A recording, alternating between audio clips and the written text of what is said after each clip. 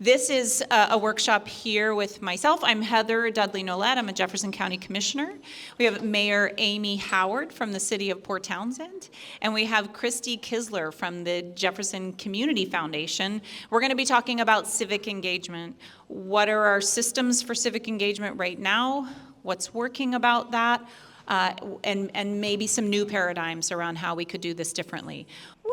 Can we have a round of applause for this Connectivity Summit, folks? Yes! Right on. Let's just hope my battery lasts, and if it doesn't, we'll keep talking. I want to turn this over to Amy to get us started, right? Sure. Can I move that slide? Yep. I can push buttons too, I swear, but I'm going to stick with pushing the crowd's buttons. This is what we're expecting for the day. So we're going to spend about 10 minutes on our welcome, introductions, and framings so you know who's in the room, you know who's talking to you. Even if you've seen us in the paper or heard us a little bit before, this will give you a little bit more context about what to expect. And then we're going to talk about how city and county governance actually works. There's a lot of misconceptions about we think it should work like that. Sometimes the way we think it should work isn't the way that it works in actuality. And then, where and how can you show up? So at that point, me, Heather, and then Christy will talk to you a little bit about what that looks like at each of our different locations. And then we're going to break you into those small groups that Heather was telling you about. The prompts for those conversations will be up on the screen. And then we're going to do some gathering back information from those. We're going to have a report out where Christy will be capturing what you say live so that you can make sure that we've got it right. We'll hear exactly what you have to say, and then we'll make sure that it translates onto paper so that we can review it later. And then we will talk about what we heard from you. So again, that's checking back to make sure that we've got it right. If we are saying something that is wildly off base from what it was that you said, that's your opportunity to redirect us. And then we will thank you for being here. I was going to thank you for being here continually, all the time, all the time. Thank you so much for being here. My name is Amy Howard. I am the mayor of Port Townsend. That is not what I do most of the time. Most of the time, I am a member of this community, I work in a local nonprofit, and I ended up being the mayor kind of by accident. It wasn't something that I intentionally set out to do. I came to this community as a wayward youth. I actually was in need of a lot of services, and I ended up using a lot of local services. When I got back on my feet, it became important to me to pay back those services. So I've volunteered for a lot of organizations in Port Townsend. I've spent my career in nonprofits in Port Townsend, and I was asked to consider running for city council based on my involvement with those local organizations. My initial response to that was, oh, hell no. Pardon my language. What do I have to give at that level? I don't know what I'm talking about. Who am I to have that? I don't have the experience to do that. And then I considered and was firmly told by some people, the experience that you have matters. We want to be hearing from people who have been in those situations. It's important that there is a voice on city council that has been homeless in Port Townsend, that has received services in Port Townsend. That isn't something that you always see on a city council. So at that point, I did run, and about 76% of this community agreed that I should be in that seat. So thank you. And then I did it twice more, which is on me, I'm sorry. So that's what brings me to this conversation, and that's why civic engagement is so important to me. You need to have a significant variety of voices at the table. Sometimes you need to figure out where the table needs to be to bring those voices to the table. The table can't always just be in one spot. City Hall is not a super accessible building. It's not always a place where people feel safe. People don't always feel safe engaging with their government. I want to make sure that we open ourselves up to hear from people when those things are true so that we can address them. And it's very easy to say, that can't possibly be the case. We're doing everything we can. We have this board, so you should be able to go talk to it, and that should be enough, and that should be fine. That's not how it really works best. And what I am interested in is works best. So that's what brings me to this conversation today, and I'm going to hand off to Heather. Or Christy might be next, but okay. All right. Well, I'm Heather Dudley-Nolet. Oh, well, different orders. Exactly. It's alphabetical order, apparently. So I'm Heather Dudley Nolet. I am a Jefferson County Commissioner, and for those of you who kind of know the layout of Jefferson County, which we'll talk about in just a second, we have 3 districts. The sort of primary way to think about District 1 is that it is the vast majority. That's probably my kid, sorry. Yes. It's the vast majority of District 1 is the city of Port Townsend, and then there's one other large precinct outside of the city of Port Townsend that is also included in the District 1 of Jefferson County. We, of course, have 2 other districts, Districts 2 and 3, and our District 2 commissioner is here as well, Heidi Eisenhower.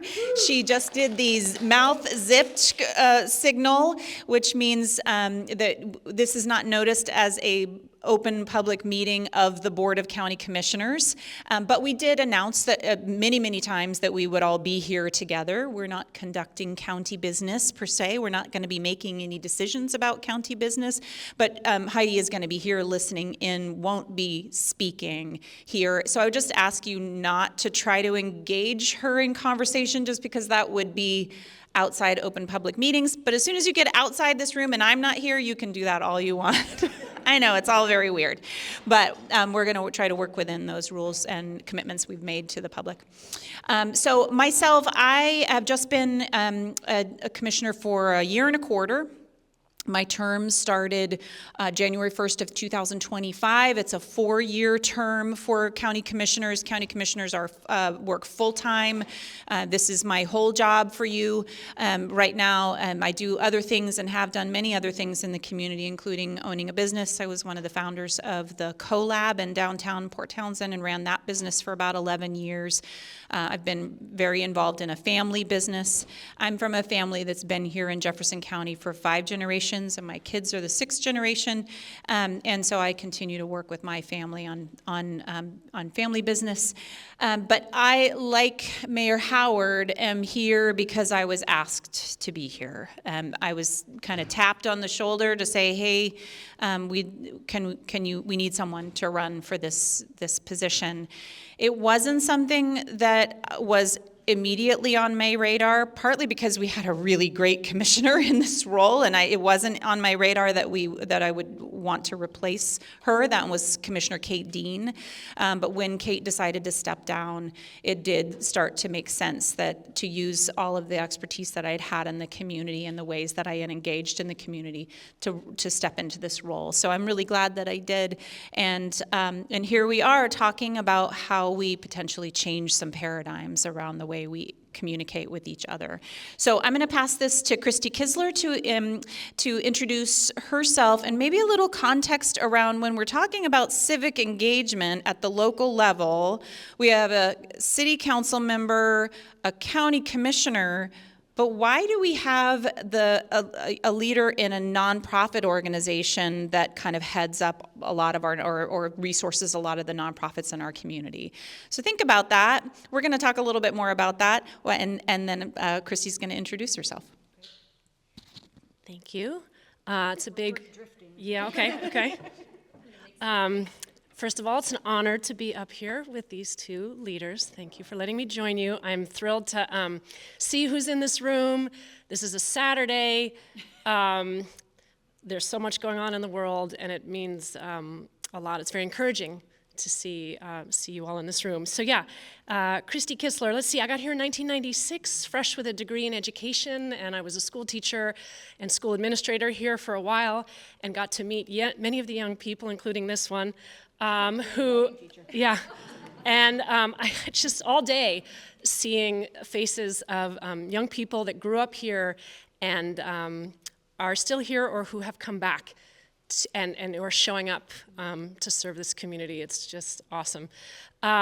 Went into about 20 years of rural vitality building through entrepreneurship at Finn River and Chimacum Valley Granary, and worked in the food system.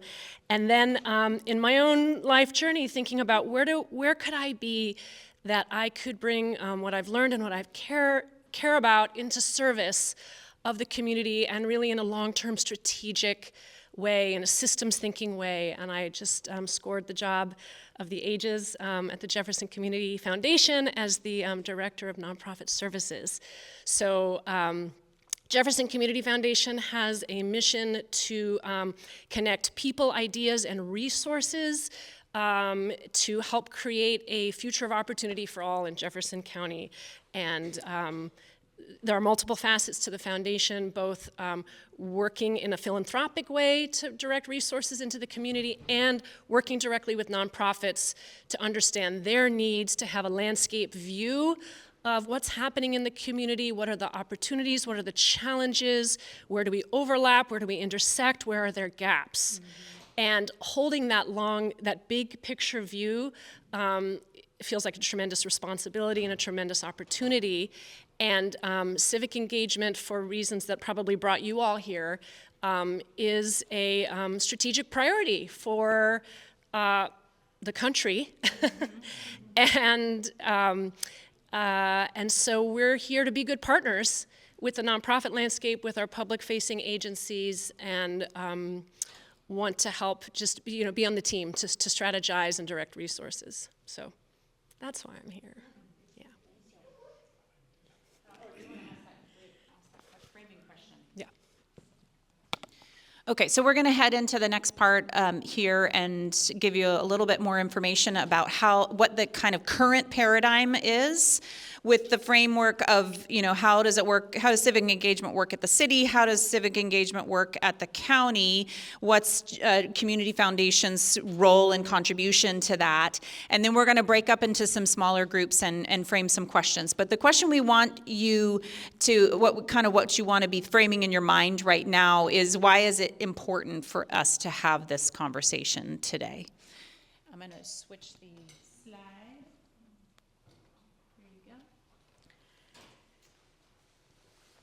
How our governance structure currently works. The city council is elected by the people. We have a city council, it's called a weak mayor system. I'm a weak mayor. The fun part is I've had that thrown at me as an insult, which is super funny because it's just true. It is a specific structure in Washington state where we have a mayor and a city manager. A city manager is the day-to-day administrator for the city. In some cities, the mayor is the administrator for the city as well and is not a member of the city council. So they are actually a separate elected role, and you still have a full-size city council. In Port Townsend, the mayor is a member of the body of city council, runs the meetings, sets the agendas, but does not do the day-to-day administration of the city. Oftentimes people come to Port Townsend from other areas and they assume that I have a full-time job. They assume that that is the way that it works. They assume that I am getting paid a lot of money to do this. Neither of those things are true. My role is very specifically to guide those meetings, to make sure that we are following procedures that make it an equitable conversation, to make sure that one council member isn't dominating that conversation, to make sure that everybody has the ability to ask questions, and to make sure the public has the ability to comment at those meetings. I'm going to tell you, I've said this a million times, I'm going to say it again, public comment is the least effective way to talk to your city council members. It is a 3-minute, very specific structure. If you actually want to have a conversation with city council, the best way to do it is to reach out to them and say, hey, I have something I want to talk to you about. Do you have to make time for me? I will make time to talk to just about anybody, just about anything. I am incredibly fortunate that I have a job that allows me a lot of flexibility that lets me do that. It really helps if you come prepared to have that conversation, though, so it doesn't take a lot of extra time. Being respectful of both your time and my time. And the other city council members are, every single one of them is willing to do that as well. I know that for a fact. The city departments are managed by the city manager. He is the day-to-day administrator for the city. He is responsible for hiring people. He's responsible for managing their employment, and I don't have a role in that hiring of city staff or in the management of city staff. What the city council does is sets the policies. They set the policies for the city. They oversee the policies for the internal workings unless it is a day-to-day operational policy. So things like the budget, when we're talking about budget and we're talking about reserve policies, that's something that is a city council level conversation. If we're talking about the vacation and benefits policies, that is not a city council level conversation. We view the overall package, but not the individual management of those things. All decisions that the city council makes are made in public. It is incredibly illegal for us to do anything otherwise. So even when we are having an executive session, we are not allowed to have a decision-making process in that executive session. We are not even allowed to say, I would vote like this inside that executive session, because you could do vote counting at that point, and that's not something that you want to do. So when people say you're doing it all behind closed doors, I mean, the doors to City Hall are closed because otherwise it's drafty.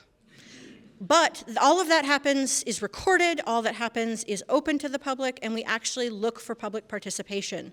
We want to hear about how our decisions are going to affect people in our community. Also, we are people in our community. I live here. Everything I do is also going to affect me and my life. So I want to hear how that plays out in the community.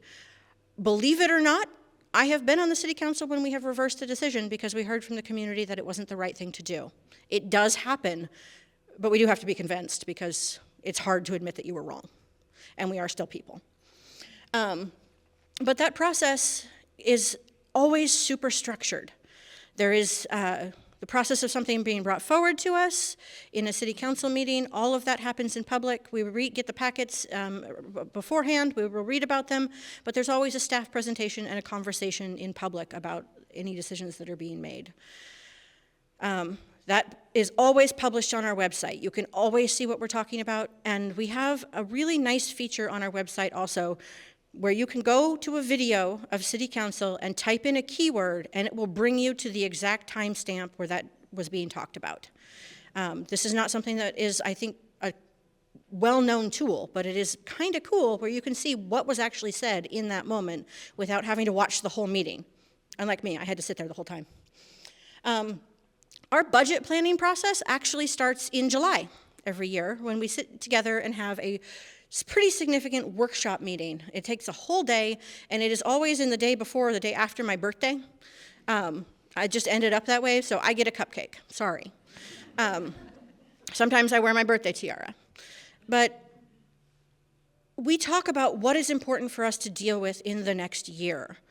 That conversation has led to things like a transportation benefit district, the big plans to improve our streets. Yes, we know that they are full of potholes. There are plans to make that not be the case. I am super excited to say we now have funding for Lawrence Street from end to end, so all of Lawrence Street will be done in the next 3 years. But I do enjoy the pictures that people send me of like a cruise ship in a pothole or a rubber duck, so don't stop doing that. It's okay to keep the heat on. It's okay to keep the heat on if you're being respectful. And funny is even better. But we talk about the things that are going to be important for us in the future. And we used to, many, many years ago, agree about a budget and then do the work plan in January of the next year. That doesn't make a whole lot of sense because you're working within constraints that you've already set for yourself. So now we're figuring out what we want to do and then figuring out what the funding is, what we can actually do. At the workshop, we put everything on the table. It's the big wish list. And then by the time we come around to approving the budget in November, December, we know what we can actually do for the next year. And those things don't get lost forever. They get rolled into a continuing conversation about what we can do in the future. You ready? I think so. Oh, one more thing. I almost forgot about I made a paper. This is the current structure of governance. So the community votes for city council. I'm going to hand this around. I only have 20 copies of it. I'm sorry. The community votes for city council. City council votes for the mayor and the deputy mayor. And then city council also has committees. So we have a couple of different committees that are looking at specific things. And those are 3 members of city council so that it's not a quorum of city council. That way we can make recommendations and it doesn't violate our OPMA rules. OPMA, Open Public Meetings Act. Please share the papers. Sorry. Underneath that is the city manager who is managing all the day-to-day operations and departments of the city. Feeding back up into that are advisory boards. Advisory boards are appointed by city council, and And they actually are places that we go for citizen input, for resident input, where we ask very specific questions. These people are experts in their field, and they are giving advice to city council. So that's how the community has good input into what we're doing at the very bottom level. So everything that Mayor Howard just said about the city is very similar, but slightly different for the county. So I just want to, I don't want to reiterate anything that that she just said, but I do want to give you a little bit of context for what's different between the city and the county, and then we're going to jump into the next section here. So Board of County Commissioners, you have 3 commissioners. Of course, those each represent the 3 districts that we're in. I described District 1 to you, Port Townsend, one other large precinct just outside of Port Townsend. District 2, which is Commissioner Heidi Eisenhower's district, then goes kind of south from there, starting kind of right around the mill, and then down into Irondale and Hadlock and a Marrowstone Island, a little kind of northern portion of Port Ludlow, all of Chimacum, that kind of area, right? That's all. Say one more thing. The best part of the county, she says. She always calls it the chewy center of the county, which I really love. That nougaty, yummy stuff in the middle. I do. Yeah, that's right. I mean, I, of course, think District 1 is the best, but, that's why District 2 is called District 2. The one big, of course, but no, and this is all true, right? Like there's the real, we do have little, sort of bitty rivalries between our communities in some ways, but I think the whole thing that we're really talking about here is this sort of awareness that we are all one county and that we are sharing, and we're really way too small to be not connecting and sharing resources and really trying to better understand the differences between, we have cultural differences between our districts, and we want to preserve that and honor that and lift all of that up. But there are ways that we really literally cannot afford, and you can come to the 3 o'clock workshop to talk about that. We literally cannot afford not to work together. We can't afford not to be working together with our community in lots of other ways, including through nonprofits as well. But so District 3 is Commissioner Greg Brotherton.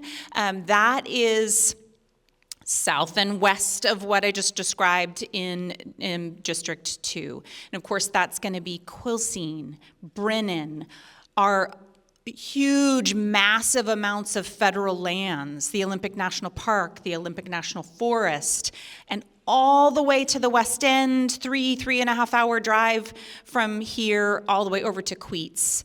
We have another school district. Our 5th school district is over there in Queets Clearwater. It's a shared resource with Clallam County. You have to go through Clallam County to get back into Jefferson County.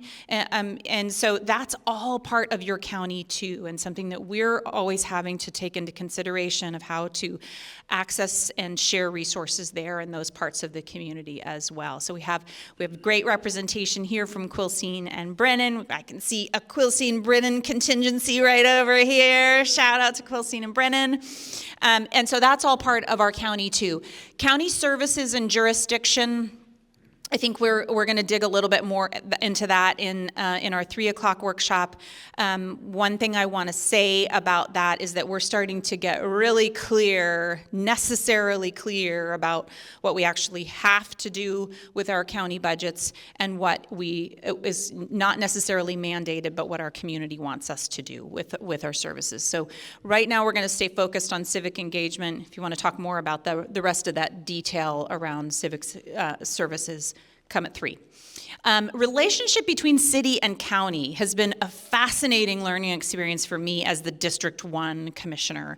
It was something I was already really deeply involved in. I was on our Economic Development Council for 13 years, and the Main Street program, and a business owner in city, and all of that. But really to try to understand, what does it mean to represent a district wherein there is an entirely separate jurisdiction that is the vast majority of my district? and that is the city of Port Townsend. And so I think one thing that we're really starting to engage in and learn, which is sort of resulted in this workshop and many other things, is this recognition that the city of Port Townsend is in Jefferson County, and that we are really going to be much better connected and moving forward as we sort of recognize the places where we overlap, that we are sharing resources or could be sharing resources. A great example of that is the city now using the county's chip seal equipment to get their roads done, which helps to bring in a little revenue source for the county. It is an absolutely perfect synergy, right? And we need to do lots more of that. How decisions get made in the county is a little bit different than in the city.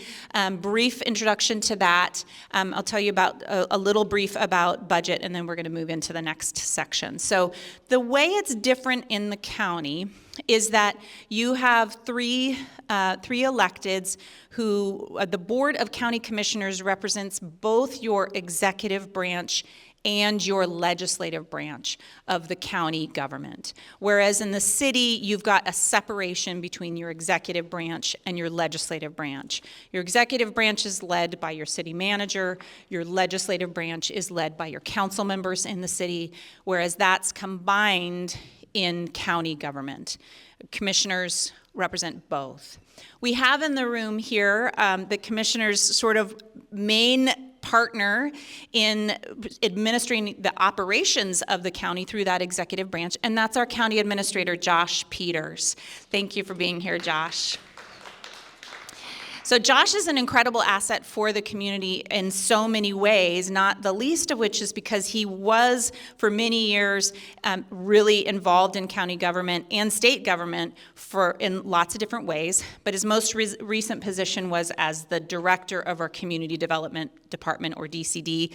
Most of you know that as our Permitting and Long-Range Planning Department. He just took the county administrator position July 1st of 2020. Where are we in time? Yeah, so he's been there for just over 6 months and doing a bang-up job. And so if you think of this in a hierarchical way, which it is not entirely, basically the county administrator works for the Board of County Commissioners, all the other staff in the county work for Josh, and the Board of County Commissioners works for you. Right? That's how it works in county government. And the budgeting and planning processes, in many ways, very similar to what the city does. You can actually look on our website. We have a whole budget calendar. It starts in January. It goes through December. I counted this morning. There are 34 deadlines on that budget calendar that start in January. 12 of those are budget meetings that happen every month in the county, and those are open to the public. So if you really want to start digging into the county government, you can show up to open public meetings where we go through our budget and where we are in the budget process every single month. Then we're starting really into kind of the meat of the county government, county budget starting around July, and then, racing to the end of the year to pass a budget, ideally by November, sometimes in December. So I'm going to stop there and move into the next section. The fun part, right? So I just want you to notice something really quickly about the way we've sort of set this up, county and city. Where and how can you show up in the current paradigm? How we do it right now, and this was an adjustment from where we first started with the slides, yes. But these things are really similar between the city and the county. Like, we all have our council meetings or Board of County Commissioners meetings. We have public hearings on things like land use and budget and policy changes. In the county, that's going to typically be tied to a Board of County Commissioners meeting. but not always. Then Mayor Howard started to dig into things like advisory boards and committees and councils. That exhibit that's out there in the main area that's going to stay through today and tomorrow, there's a flyer on that table that has on one side the boards, committees, and councils for the county. On the other side, it actually has the same opportunities for the city. We have it at our table because we used it in a youth workshop yesterday as well. But you can grab one of those to see, for one, where are the URLs online where you can find more information about this, but also what are the current openings in all these kinds of committees, advisory boards, councils that you could get involved in right now. So that's a great way to have a voice. We're all doing things like community surveys and outreach events. We do it in slightly different ways at slightly different times between the city and the county. And then what Mayor Howard was talking about, which is our favorite way, and that is connecting directly with a commissioner. At the county table, you can pick up a business card of any of the 3 commissioners, and on all 3 of those cards, there's a cell phone number for each of us. Those are our county mobile numbers. You can text us or call us. You can email us and say exactly what Amy was saying. Hey, can we sit down and talk about this issue that I care about, or that I have questions about, or that I'm concerned about? And I'm just seeing all the faces in the room. I can see many people who have done exactly that, reached out directly and said, hey, let's talk, right? You want to add some things from the city perspective? I'm going to add 2 very ineffective ways to show up. One is to post your comments on social media and not share them directly with your city council or your county commissioners. If you are not actually engaging with us, there are a lot of restrictions on ways we can engage on social media. They all become public records. We can't engage if a number of city council members are already engaged on a post on social media, because that can potentially become a public meeting if a quorum of city council members are commenting. So there's a lot of restrictions, which causes a lot of fear in our participation of, are we going to get dinged if I comment and then Owen also makes a comment and oops, let me already comment. We have to be very careful of those things. So that is not the most effective way to communicate with us or to ask questions. The other one is, please don't yell at me in the grocery store. I have been yelled at in the grocery store. I was actually yelled at on the street outside of my work last night by somebody who had very strong feelings about a very real public issue. And the thing is, they were yelling at me things that I agreed with. But I did not have an opportunity to tell them that I agreed with them because they were yelling at me. So that is not a dialogue, that is not a conversation. I don't want to say, don't be upset, don't be angry, but if you're not doing that in a way that I can hear you, it's a lot harder for that communication, that back and forth to happen, for that exchange of information, and even for me to agree with you in some cases. So in there, that is also a way that you can communicate with people who serve on advisory boards. You don't have to wait for that meeting to talk to them about it. But they are they are private citizens. They are volunteers for the city. So let's all be respectful of each other's time in that as well. When they are serving in that role, we have people serving on, I'm saying this because Rachel's in front of me, Equity, Access, and Rights Advisory Board member, our planning commissioner in the back row there. They are volunteers. This is a gift of their time that they are giving to their community. So don't yell at them in the grocery store either, please. And to Christy. Yeah. I'm going to come to this side.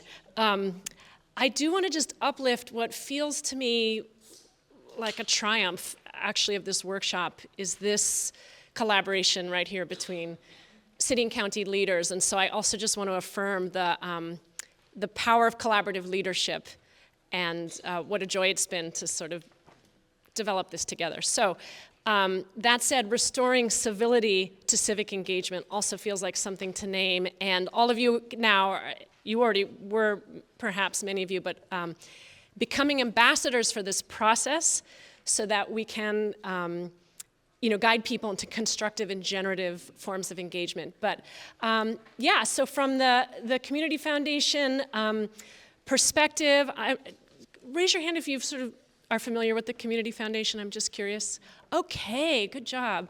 Thank you, Siobhan, CEO of the Community Foundation. So You know, Community Foundation is a place-based kind of a resourcing and strategy organization, and really gets to tap into, like I said before, the needs and opportunities in the local landscape. And in the 6 months I've been on the job, I have been profoundly inspired and moved by the number of people in our nonprofit, community-based organization network or ecosystem, how much good work is being done, and also how challenging it is in a rural community with stretched capacity and resources. And I think I'll speak for myself, many of us come here with big ideas, big heart, let's do this thing, and then have to realize there's only one person working in the Office of Emergency Management, and he can't, you know, not to pick on Willie, I love Willie, yeah, but you know, are you here, Willie? I love you.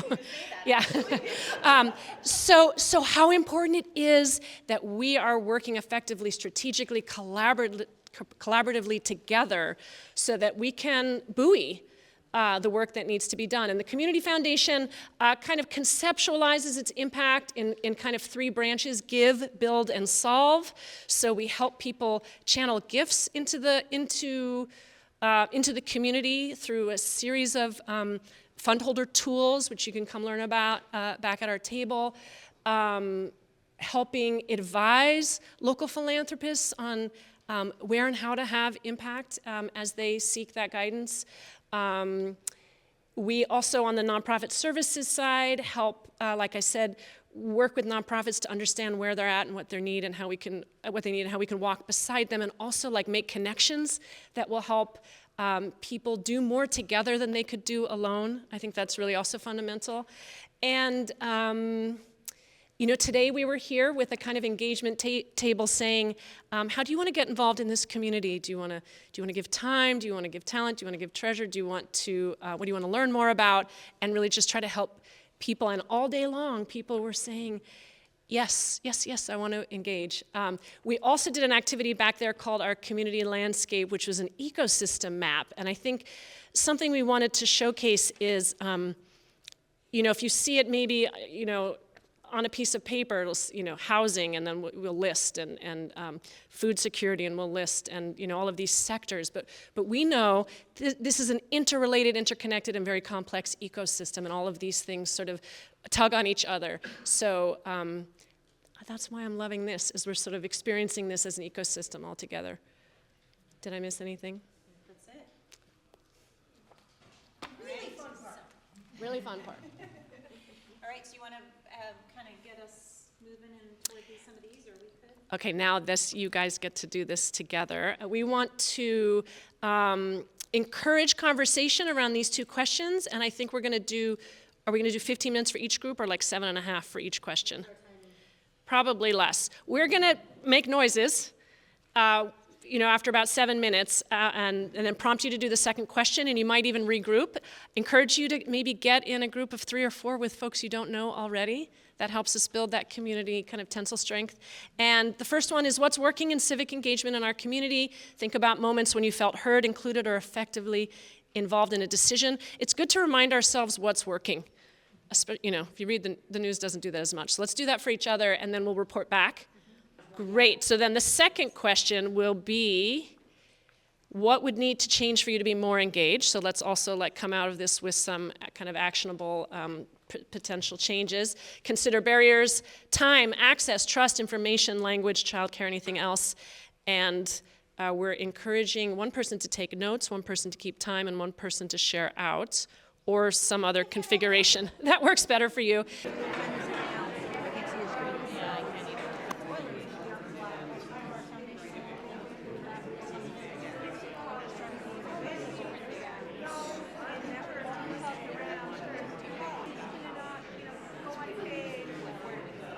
The first one is, what's working in civic engagement in our community? Who wants to start? Owen. Shocker. Thank you. So in our group, we heard 3 themes of things that work. One is collaboration between different agencies, bringing services to where the needs are, that's number 2, and then emphasizing public transparency and accountability. Those are things that really help when they work. So in our group, it was that what's really working, where is that? Is that we have a group of hardworking, dedicated people that are striving to find the root problems in our community and how to solve them. So that's one of the things that we said was working. Our group, 75% of our group is pretty civically engaged, but we kind of came up with that. We felt a lot of our representatives were pretty accessible, and so the ability, like, as Amy was saying, the ability to be able to connect with them outside of meetings is going well. Hi, y'all. Okay, so a couple things from our group. One, reflecting that someone in our group said, this is working. Thank you to everyone who built this, continues to build it. This type of format is awesome. And also that when there's direct outreach to community members who are going to be affected by specific changes, that is a great way to get people, and not just saying this is what's happening, but here's the proposed change that will affect you if it's made, if this decision is made, and what do you think? So direct outreach to people affected by a proposed change versus sharing the information after the decision has already been made.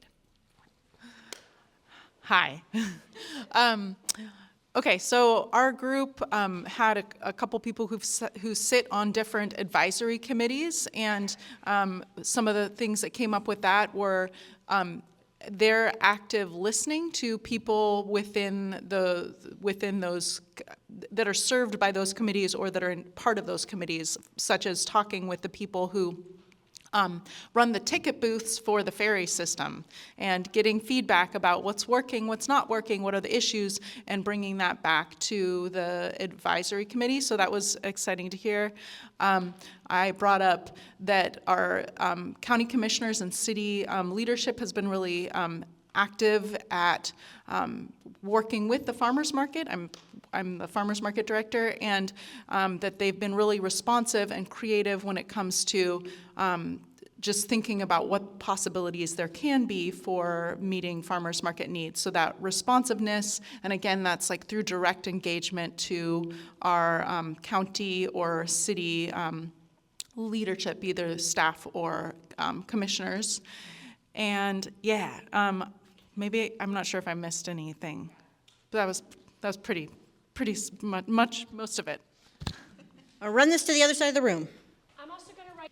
Great. Our group talked about the ability of elected officials to admit when they did something wrong, right? That was really appreciated. That events like this, allowing for an opportunity that's not during the workday where we can do this. Though public access, like once a year at farmers markets, when city and county have a place that they're visible, that you can respond, and they were talking about dots on a map or dots to questions. And the ability to talk directly to the county commissioners and community leaders. The second one was events like this that don't happen during the workday, and then public facing area to comment. So we came up with a lot of things that have already been said, so you don't have to rewrite them. But yes, the Connectivity Summit, things like this. It's a small community, and so community leaders are accessible, which is really helpful. That isn't as available in large counties or cities. We had someone from Seattle and Yes. with us, so in our group, so Yes. pointed that out. I probably have better access to his counselors than he does. Well, I did say I just met with one yesterday, so for King County. But anyway, the culture of engagement is working here, and also using the leader as a paper of record is helpful because you only have to look at one paper for all of the legal announcements and not look at a paper every day. Yes. And so we did say social media. There's other comments on the second question, but social media is working for conveying issues and events. And what's working is when there are clear rules of engagement. We kind of talked about both because of the difficulty in terms of the helpfulness in monitoring civility is more difficult for government because of free speech. So it does seem like getting the information out there on the official ones is great. And then we didn't all agree in our group that the discussion that occurs online where it can be moderated, or, you know, if you can at least hear things you might not hear otherwise. But definitely there's the good and the bad with both, but it does get information out there, and even yesterday I got to learn something from someone else commenting on something. So if we keep going on social media, it doesn't feel like a safe space, and so that's the hard part of it, and the civility is sometimes difficult. We did talk about, from our UW person from King County, examples of using Braver Angels and having events where you have different community leaders discussing things they don't all agree with, and then breaking into groups where you can discuss it. And it had already modeled civility in a tough issue, and so she felt that those discussions were really helpful among the attendees and how they report out, to disagree without being disagreeable, and how to focus community input opportunities. I wasn't quite sure on that one, but then we also talked about, because we had community meetings, roundtables last year that were kind of tough to be attended unless it was a hot issue occurring at the time. We talked about having invited guests that are subject matter experts, that you could actually maybe have some after action reviews on some projects. So there could be, I said, well, maybe, start with the successful ones so that you can get used to having them. But the other thought was, even if it's not successful, the assumption would be how it was resolved was the best you could do, and that you should still have an after action and talk about those things, and then also just celebrate the successes. It's often easy to just focus on what's wrong, and maybe that 10% where everyone's disagreeing versus the 90 where people really work well together and come up with some different solutions. There was a lot there. Do you need another minute before I speak? Okay, needs to change. While we like the farmers market as a venue, like we said, a public venue, it doesn't represent the full community. What about libraries, Port Hadlock, QFC, other places where we can get more full representation for outreach? Give enough time for civic engagement and public comment when there is something coming up, to ensure that there is enough time. It's been made clear to folks that they have it and where it is. Where can a question be posed with a public view? Like the idea that you get the 3 minutes when you go in front of council, that's very public. If that's not effective, then where can that be with also a public response? So that question. And then a trusted news source, feeling that kind of the news sources that we have might be polar opposites, and where is a neutral report on what's going on, or an online forum that's neutral. And we like the people voting for a mayor, giving people more voice and input. And then the question came up, so what does council need to feel like they can be more open with the community? Not sure if we've asked that or addressed that. We came up with, I really like this one actually, it was this idea of almost like a civic engagement buddy. It kind of came about of two neighbors kind of realizing that they both wanted to be more civically engaged, and kind of happenstance, like, why don't we do this together? And so you have someone to go to a meeting with and then to discuss it. And to me, that really resonated as me and my partner actually do that a lot. So I don't know how you facilitate that, but almost like maybe you have a meetup to try to meet other people that are interested in getting more involved in their local governments. And kind of out of that, we kind of gave me this idea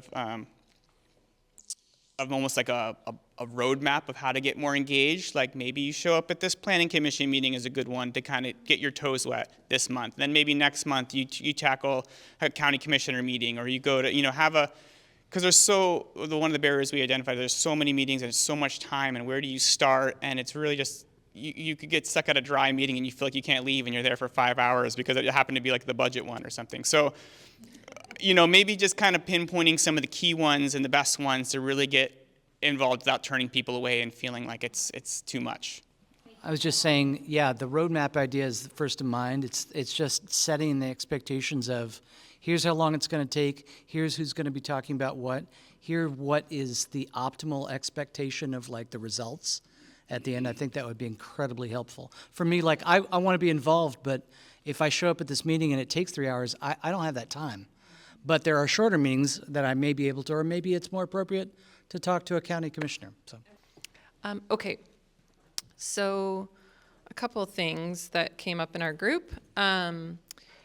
Use the channels that we have to get the word out, like the press. One suggestion that was made was it's great to have the general reporting, but sometimes there isn't enough detail. Like what if the press actually just published all the results of the public engagement, like right in the newspaper, what everyone said, what they thought, where were people at that moment in time.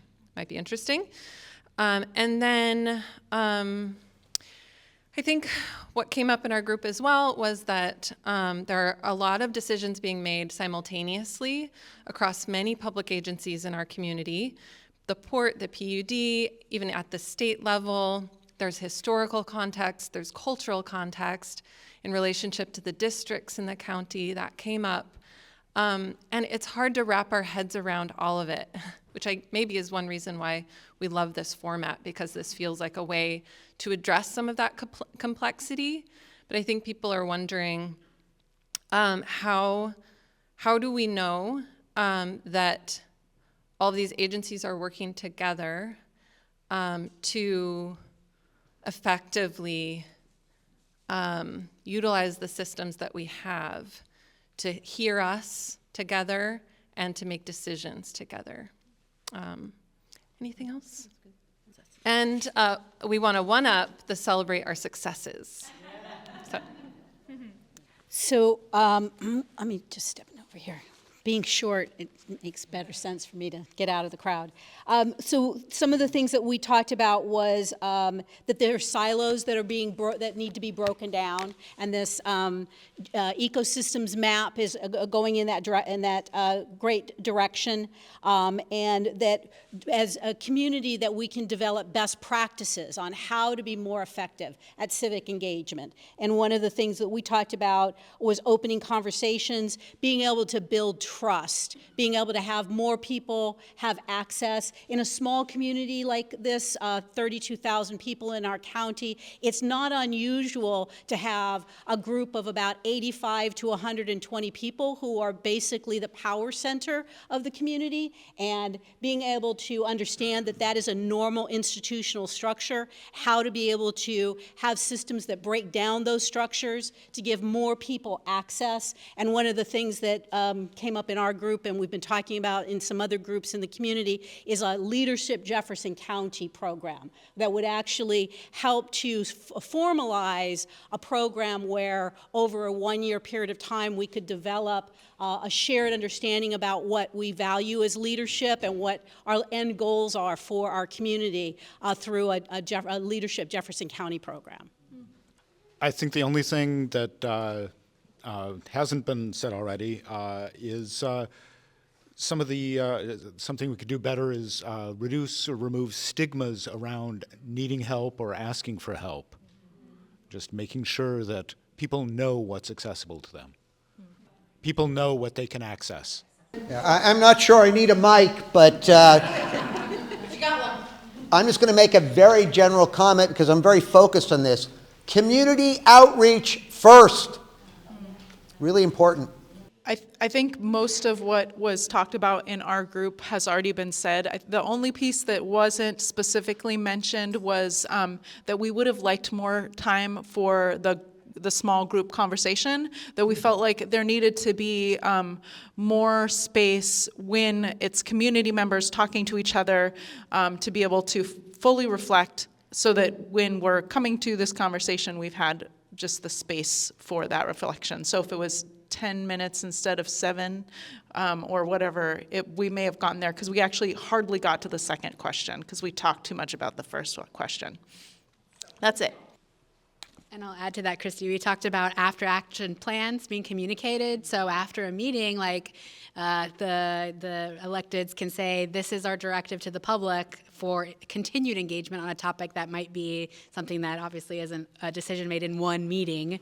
We also talked about kind of having space to make government more approachable. Where if you don't feel as educated on a topic, but you know you want to engage on a topic, either directions for people and getting more education, and that's obviously where a lot of our nonprofit organizations come into play. But I want to feel like my question isn't a dumb question, right? And so I think that that's sometimes it. And then just a logistical thing is parents and working parents, opportunities for us to attend meetings that aren't during our workday. Or maybe during dinner time. So those are a couple of just basic things. And I think that also goes to one of the things we talked about, whereas if there are larger discussions, policy changes, or impacts to community services, then those are things that need to happen in a special meeting situation so that you can get a wide swath of engagement. Because I know that people do want to comment, and we want to make them feel like they have a safe space to do that. And so planning timelines to allow for that comment. Last call. Yeah, exactly. Okay. Yeah, a quick last call. We're, as per usual, we're rushed to the end. Okay.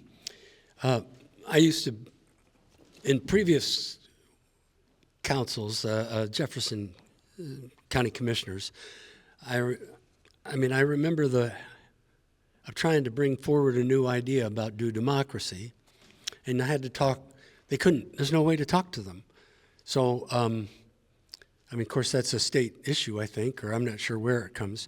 But I'm talking to them. So they arranged for me to talk to each one at a time, and each one was nodding vigorously, so excited, blah blah blah. But really, what I wanted was the opportunity to talk to all of them and all of the communities. Maybe they could schedule a time period to talk. That never really happened. The cool thing is, though, we did lots of experiments in town with a different model of democracy. With the food co-op and the high school and the town with the Chimicum High School with the county Department of Community Development. We did a lot of experiments. And they worked marvelously, but there wasn't a way to pick up on it and have people notice, oh, that's a great process, we should do that. So then it took off in Europe. We have 2 states of Austria that added it to their constitution, things like that. So, but the problem is that it's actually a transformation. Obviously in the U.S. we're not doing democracy. We call it that, but it's not. But here locally we're kind of close in a way, talking to you, how accessible you are as leaders and so forth. It's really mind-boggling. And as someone pointed out, there's the community grocery store and whatever. We see people.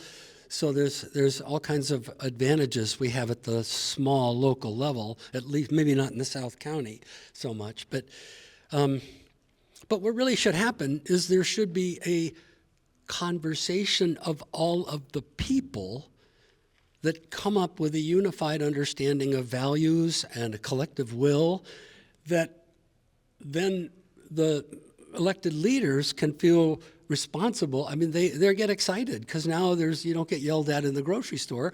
You're the one that's following the lead of the citizens.